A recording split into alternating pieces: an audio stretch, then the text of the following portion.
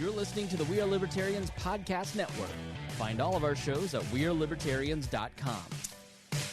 Welcome to the Chris Spangle Show. My name is Chris Spangle. It is great to be with you today. Make sure you join Wall Plus at joinwallplus.com, WAL, as in We Are Libertarians. And I am talking to two people that I like and admire. And Helen Gilson, I have gotten to know you on Facebook, and Ken Armstrong, I got to know you through the vice presidential debates, and they are here to talk about the Christian Liberty Caucus of the Libertarian Party. Helen, Ken, thank you so much for joining me. Good to be here. Thanks, Chris. Thank you for having us. And Ken has one of the all-time great voices. The first time I heard him in the VP debate, I went, holy cow, I wish I had a voice like that. You're very blessed, and you've been a preacher, have you not? I mean, I met like George Whitefield in the middle of the field preaching to 75,000 without a microphone.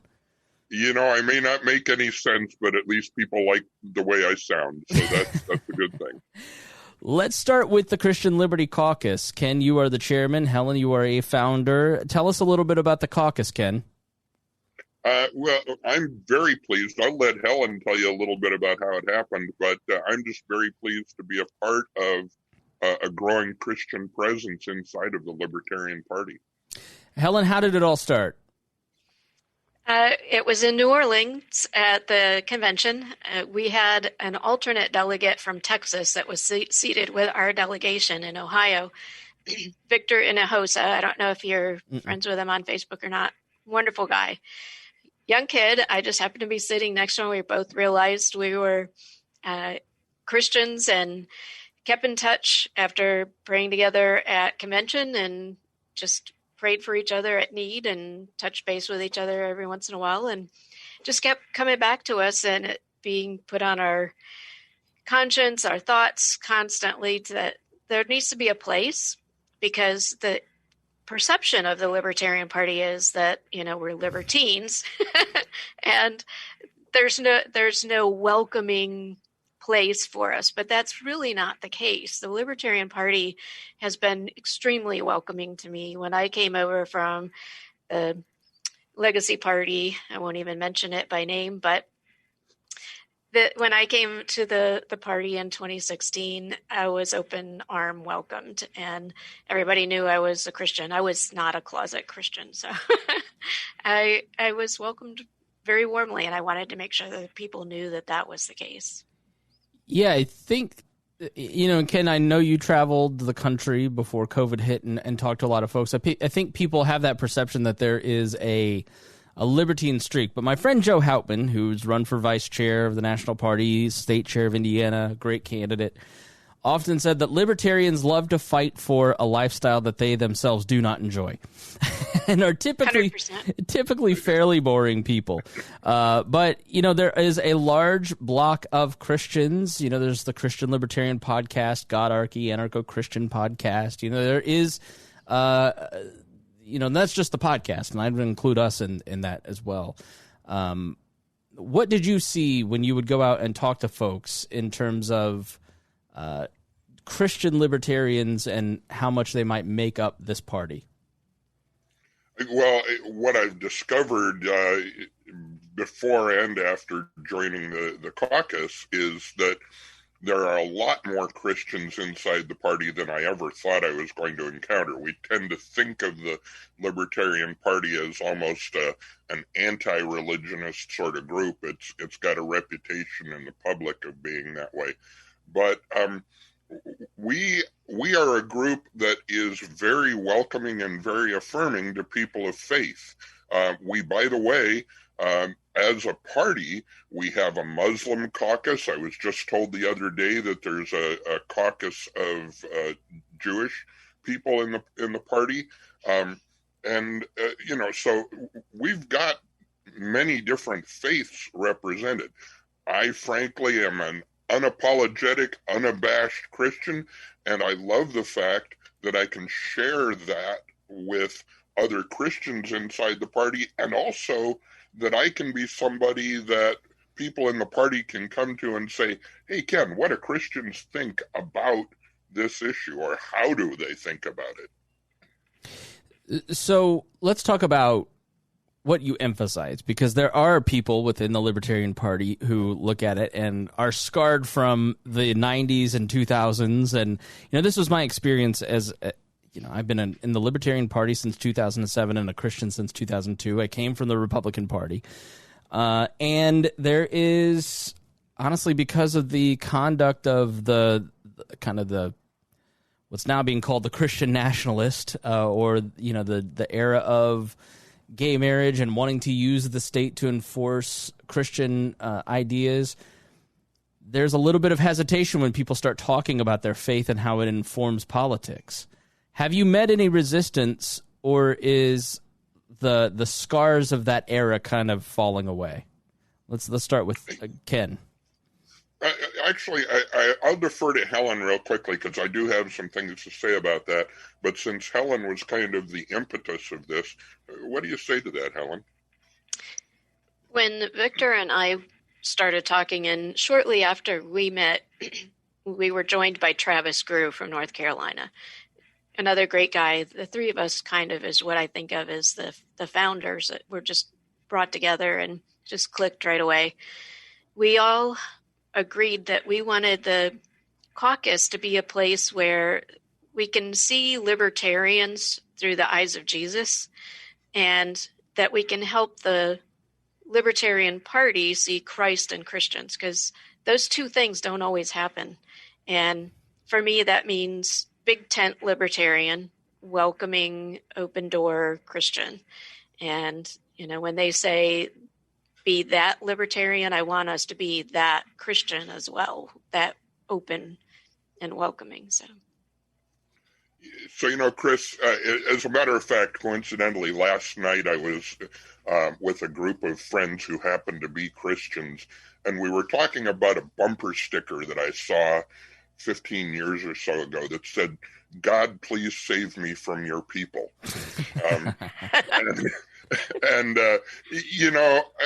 I think that to a certain extent, people who identify as Christians have earned the ugly reputation that they have. But I also think it's incumbent on those of us who don't deserve that reputation, if you will, to be somewhat assertive about what we believe the faith is really about, and who we believe Jesus really is, and what that should mean to a Libertarian Party. And so, I'm sort of here to say, folks, we're not all of that. We have a spectrum of people inside of our caucus that may very well surprise you. I'm not going to mention the names, because I don't think it's fair for me to start advertising other people are in our caucus, but we represent a broad spectrum of people and of Christian thought inside of the caucus. Yeah, do you take a position on denominations or, theological beliefs? I mean, how big tent are we going here? If people profess a faith in Jesus Christ as their Savior, which is, I can't say that we're not in favor of doctrine, because that in itself is actually a doctrinal statement. But we don't get into a lot of the nitty-gritty of denominational doctrinal thought. And again, we've got a pretty broad spectrum of people in the group who look at their faith maybe much differently than I do, but the focus of their faith is the person of Jesus Christ. Helen, do you want to weigh in at all? Sure. I can give you, we struggled with this because of our desire to have a big tent caucus as well as party. So we actually spent several months crafting a 4-part what we believe statement. What we believe is Jesus Christ is Lord of the universe. We believe God created each person with free will. We believe government has no right to infringe upon that liberty. And we believe the only purpose of government, where it exists, is to protect the liberty of its citizens. So, that's That's as bare bones as we could make it and still cover what we thought was important to cover. Yeah, makes sense. And I really the caucus thing is kind of new. I don't know, how long have either of you been, or both of you been, in the Libertarian Party? Just 2016 for myself. Okay. It's the only good thing Donald Trump did, is chased me out of the Legacy Party. Again, we won't mention that party by name, but Right. I've been associated with the Libertarian Party for 22, 23 years now, but as an active dues-paying member, it's only been a few years for me. So I can't say that I'm intimately aware of the origin of caucuses. Well, let me tell you young kids how it used to be in the old days. You whippersnappers don't know what it was like back in the wars of 2008. But it's interesting, because if you were in the party, like I was executive director of the Libertarian Party of Indiana from 2008 to 2012, and I worked in with a lot of great libertarians from Ohio, like Kevin Nedler and Jess Mears, and there were loose associations, sort of like the pre-Prague caucus between Indiana and Ohio and some other places. And then you had, sort of the radical wing with, Darryl Perry and some of those folks. But nobody was necessarily in a defined camp at all. And and the Ron Paul Republican types were in the Republican Party, like Justin Amash was still over there, and they were telling us that the Libertarian Party was a waste of time. So when the Mises Caucus comes in, I was excited about it, because, that Ron Paul movement is going to come home to the LP. And that had a weird effect in that all of a sudden new caucuses started popping up. And 2018 was like the first convention where you really had like this battle of the different caucus. I don't know what you call it, plural, but, so is your caucus, I don't know what the rules are with all this stuff. Like, can you be a member of multiple caucuses? I mean, how do you float? Like, if somebody's on one camp and they think that they're on the opposite end of the other, but they're both in that, are you guys trying to be, let me say it this way. Christians, I think, play a unique role in the Libertarian Party in helping to diffuse some of those situations, as opposed to inflaming it. Have you talked about that? Helen, your experience is deeper in the caucus. Where are you in that? We didn't talk about our position in relation to other caucuses. It never even came up. I think there are always going to be areas where we're going to overlap based on individual people's right to freedom of association and their particular area of interest, for instance, criminal justice reform, or if they're aligned with a certain presidential candidate in the Prague caucus, that's endorsed by the Prags, or maybe an issue that the radical caucus is championing. And I think it's foolish for us, knowing the problems we've had from having a duopoly, to try to rein in or restrict any cross-pollination across different caucuses. I think we all should talk to each other. Yeah, I feel very much the same way. Aside from the faith issue that informs why I'm part of this caucus, I have been very active in trying to depolarize, if you will, the Libertarian Party. As some folks will remember, it was my push that got Spike nominated for vice president at the convention. And Spike and I come from different places in the party, different caucuses. But I've been very active in trying to get the different groups to talk to each other and remember that we're all aiming at the same target. And so that's an important thing to me. As a Christian, I add the dimension of informing my interaction with people from my faith. Yeah, I think in the before times it was like the government abolitionists versus the people who like just a little tiny bit of government, and then now it's sort of the 90s libertarian talked about the Nolan chart and the top of the diamond, and now we're all back to left and right. I got episodes on that coming up. But anyways, I think the other, in addition to just trying to unite people and try to defuse some of that in the way that Christ did, on the same side, unity doesn't mean just laying down and not articulating things that are incredibly important, issues of justice specifically. And I know, Ken, that criminal justice is something that is incredibly important to you. Why is that? And when you say criminal justice, what do you mean? Well, as a person where most of what I do in any day is directly related to my faith and how I live out my faith, one of the things that is very important to me in Christ-likeness is the way that I treat people, the way that I look at other people, human dignity and human rights, and the issue of unreasonable bondage and unreasonable assertion of force on people's lives. Very, very libertarian thinking, but also very, very Christian thinking, in my opinion.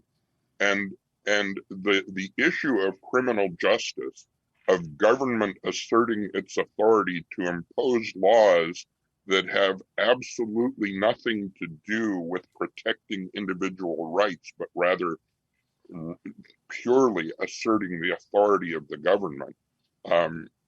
That's very problematic to me, both from my faith perspective and from, the libertarian political perspective. So that gets me inflamed when I see people in prison for things that didn't hurt anybody.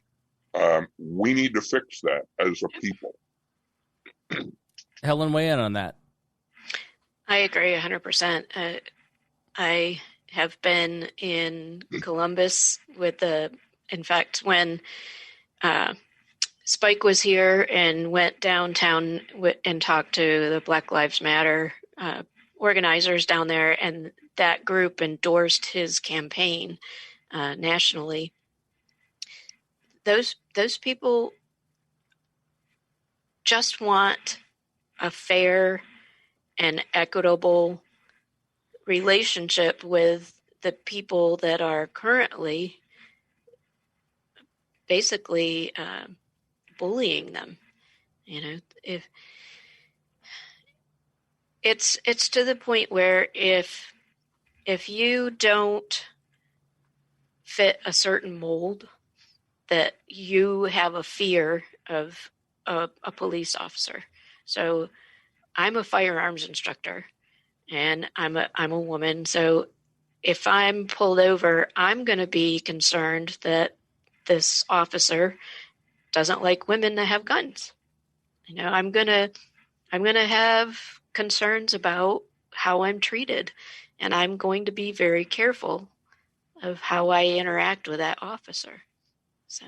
Yeah, I think Christians play a unique role in the libertarian movement of kind of finding that intersection of helping discuss issues of the marginalized, of marginalized groups that don't have a voice, that are often oppressed by government and regulations. And, Spike will be on the program, or has been on the program, and talked a lot about that, where, licensing, for instance, or issues of criminal justice. We can be a voice for marginalized communities, and Christ really commanded us to do that. Did he not, Ken?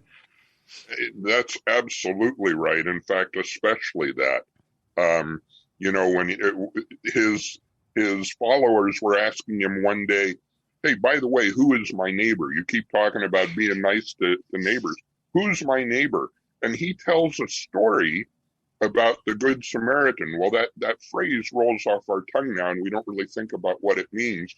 But that had to be a shocking story to his followers, because saying Good Samaritan 2,000 years ago in his part of the world was sort of like somebody in Israel now saying the good Hamas or the good Hezbollah, or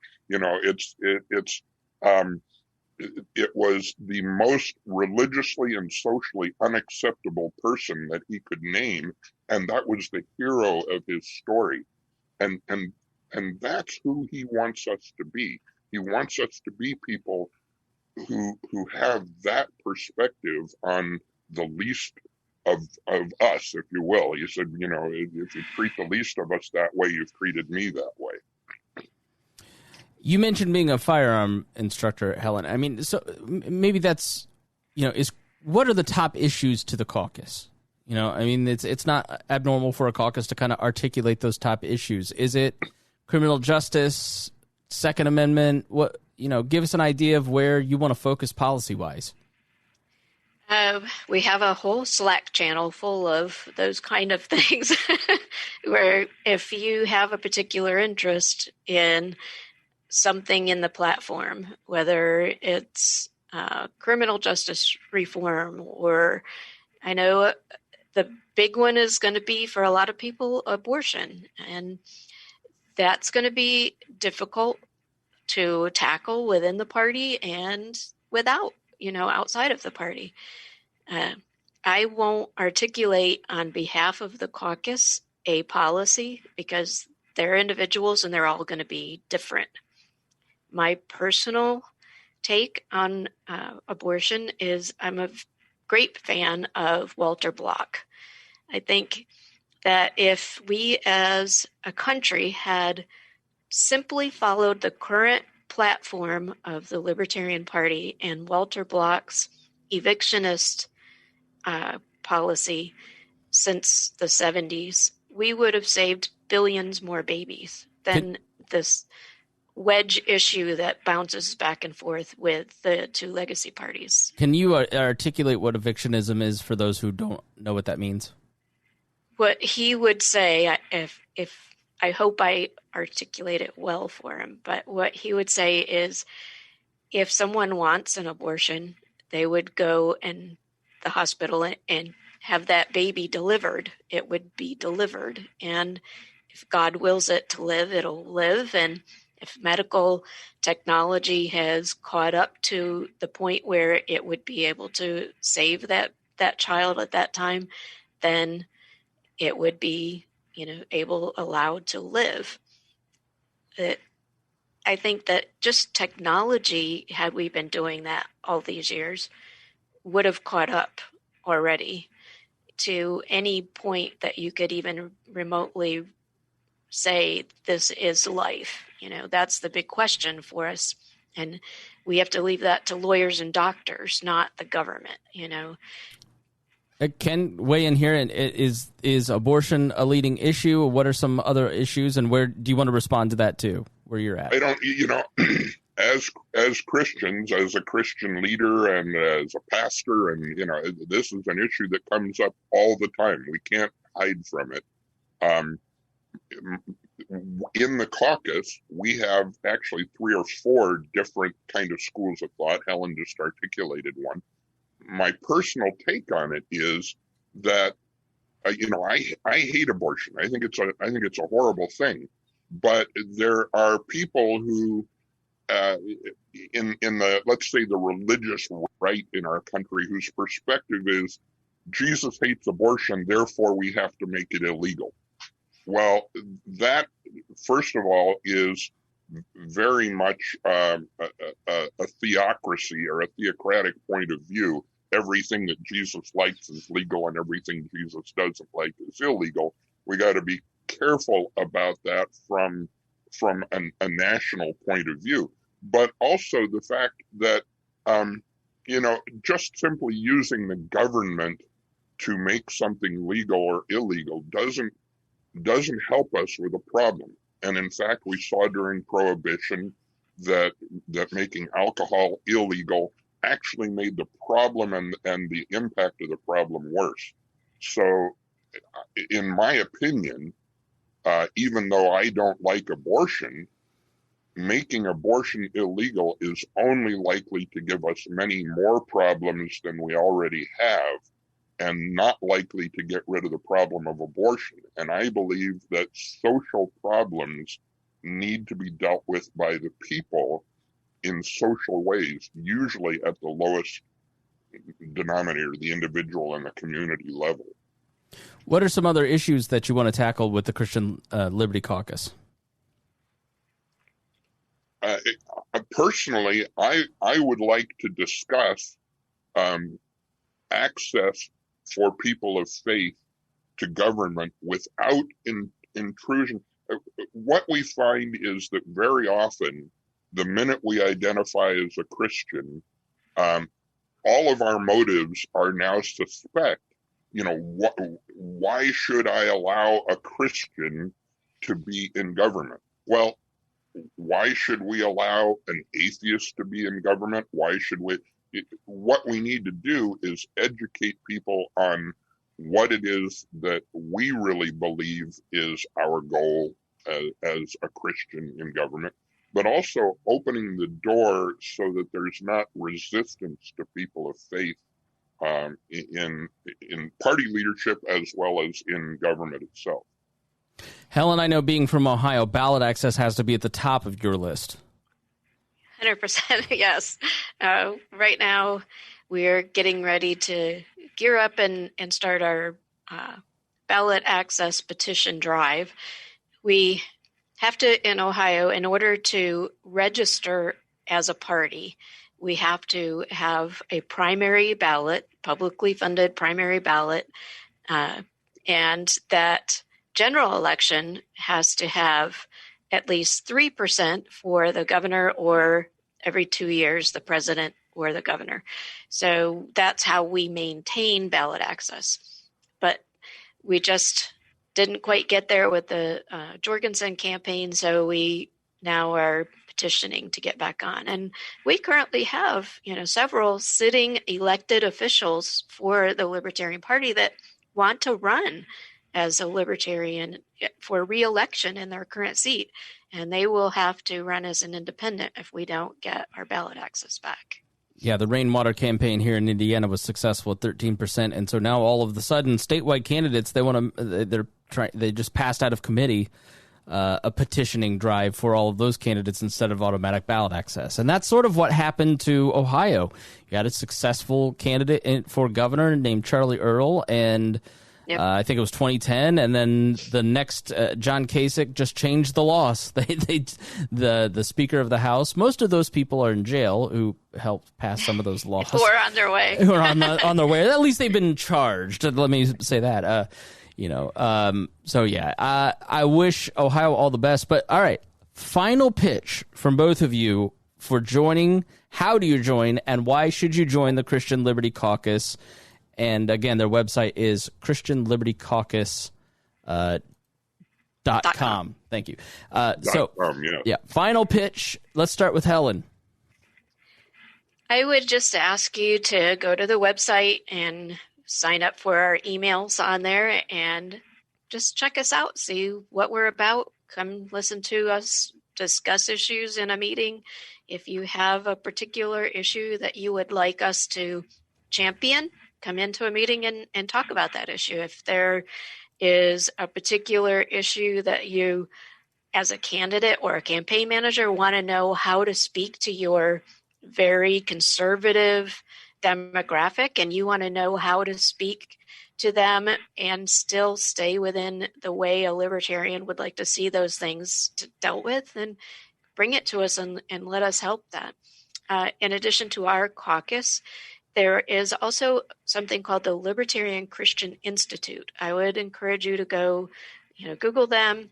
Dr. Norm Horn, if you haven't talked to him, he's a great guy.